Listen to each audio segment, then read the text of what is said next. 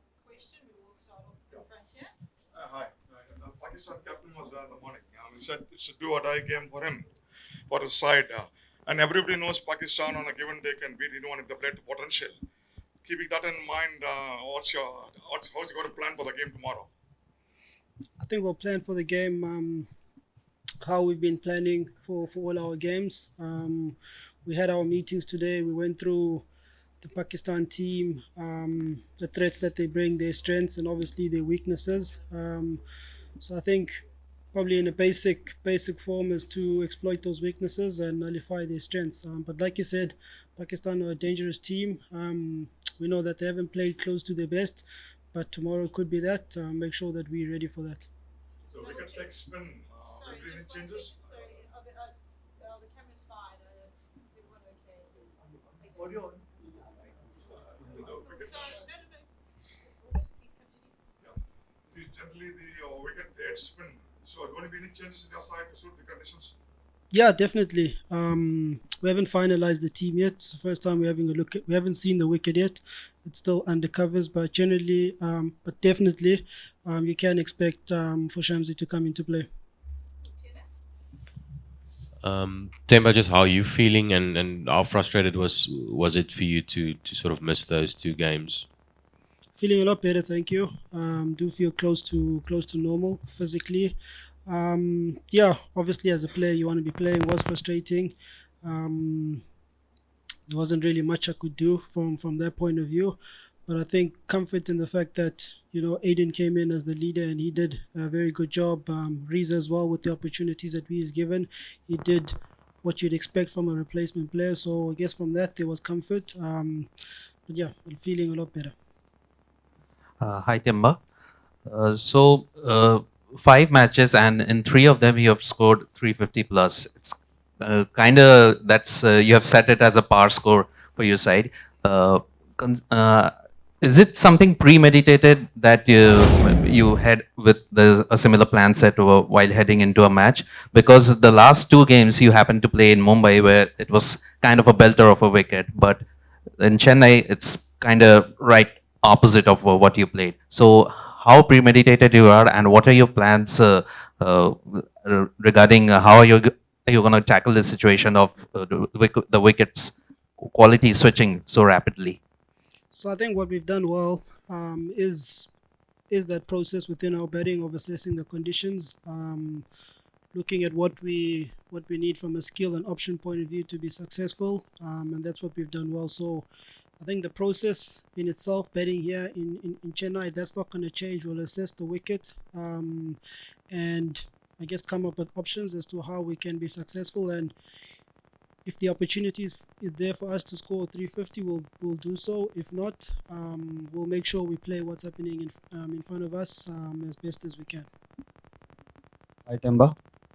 How much of a motivating factor has the chokers tag has been for the South African side in being such a scary side in this tournament? Mentally, how has it affected the players? I don't think it's given us any extra motivation, to be honest. I think we probably looked at ways as to how we can maybe divert our attention away, not necessarily using the chokers tag, but how do we address and deal with the precedent expectation. We understand that as the tournament progresses, the more we keep playing well, that's going to come to the fray. But I think we've developed ways as to how we can, I guess, divert our attention and focus on the important things. Like I said, it's still early in the tournament. There's still going to be pressure situations that we're going to overcome. If we stumble, we'll probably have to deal with that tag again. But for us as a team, we're looking at other ways to be able to deal with the pressures and expectations that come with being on the field. Hi, Temba. In your team meeting this morning, just how much information are you drawing out of Eric? It's spent quite a bit of time here, and what is the kind of stuff that he's telling you to expect when you play out there tomorrow? So definitely from a bowling point of view, there's a lot of nuggets of gold that are coming from Eric. His experience of obviously having coached in this part of the world. like I said, we haven't seen the wicket, but he'll probably be the person that will be leading that conversation there. But yeah, he's been invaluable from that point of view, from a bowling point of view. But I think also from the intangibles, the pressure and expectation from that point of view. If you ask a lot of the guys, he's almost played like a grandpa role within the team, kind of finding ways to almost regulate our emotions. So it's been refreshing from that point of view. Yeah. How's Temba? Welcome back. Thank you. I think you guys have been massively successful batting first. The fact that this is considered a slower, more turning spinner's pitch, does that change that mindset? Are you still going to look to bat first if you win the toss? It's a good question.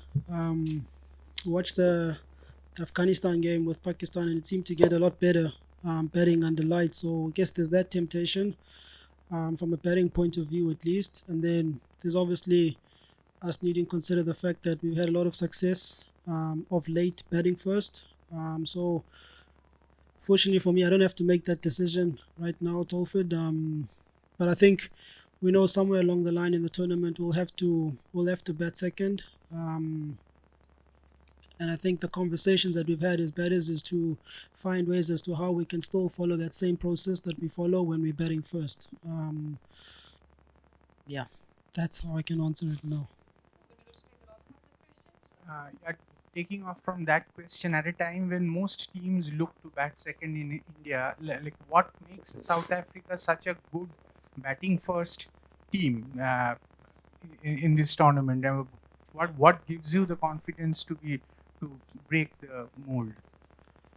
I think I'll always fall back on our process, like I've been speaking about. I think you always want a good foundation being set. The guys who are batting at the top order, I think batting in the subcontinent, that becomes very important. Having guys, your openers, your top three who are able to lay the foundation. And look, I mean, we've also got explosive guys. Aiden, who can play both roles. You've got Classy, I think he's in the league of his own at the moment, the way he's hitting the ball. You've got David, and you've also got Marco Janssen, who's also, he's also finding his feet in terms of clearing the boundary. So, that explosiveness that we have in our middle order, I think that's obviously helped us to be really destructive in the death phase. But I think it's all due to all the foundational work that is done by the guys at the top. It helps when you have a guy like Quinton de Kock as well, who's played in these conditions over a number of years now. He really knows what's going. He's in form and he's making it count. Temba, Pakistan looks unsettled team from the last 3 successive games they lost, and their bowling look also unsettled. Do you think it's your advantage as a team, and do you think that Pakistan can bounce back as they do in previous ICC events? Definitely, we wouldn't write out Pakistan starting the tournament. I had them as the top 4 teams at the end of the group stages. So that's the amount of respect that you have for Pakistan. We don't have a great record, to be honest, against Pakistan in ODI. So I think with everything that's happening around their team, the things that are not happening well for them, I think that humbles us as a team, and it really gets us, I guess, to just pull ourselves back and make sure that we still focus on playing good cricket. I saw a comment that described Pakistan as mercurial. I had to Google the word, but it spoke about how a team can be good one day and not so good the other day. So we want to make sure that when they're good, we also good as well.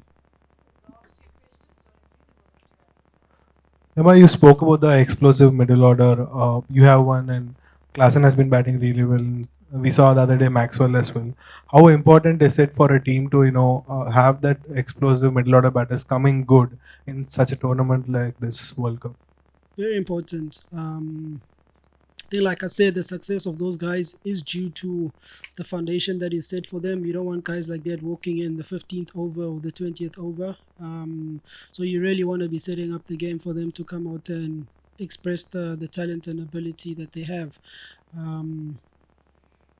I mean, the confidence that he has, that he's exuding at the moment, it's rubbing on a lot of the guys within the team, within the conversations that we have. So, I mean, that's great to see. And I guess for us as players is to support him, to make sure that he keeps going stronger and stronger with those performances, but also for other guys as well to come in and put in those inspirational type of performances that we're seeing from him. Temba, as the tournament approaches the business end and semi-finals come into focus, it just seems that this squad has an unusually high percentage of players who are not prone to great emotion, don't take the highs particularly high or the lows particularly low. Would you say, when you look at, I don't know, Classy, yourself, and Aiden and KG and Lungi, everybody, there seems to be a lot of very relaxed players, an unusually high amount. Would you think that's a team characteristic?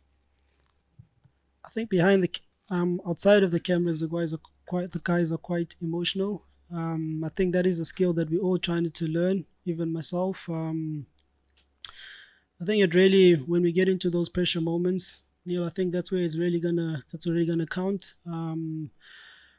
We've had conversations around it, but I think the real, like I said, true sense is gonna come when we get past those situations. But we're doing all we can in terms of to prepare ourselves as well as we can to let go of the outcome and really focus on our process. And guess not be too overly invested emotionally in what it will look like if we are in those positions. I think it's also the understanding of knowing that we've come across a lot of challenges as a team to be in this point. 5 games ago, we weren't probably seen as the favorites, but now, there's a lot more positivity around the Proteas and the South African team. But yeah, I think the whole cliche way, we're trying to take it day by day and keep enjoying our processes and the journey. Great. Thank you very much, everyone. And thank you, Chenda. Thank you.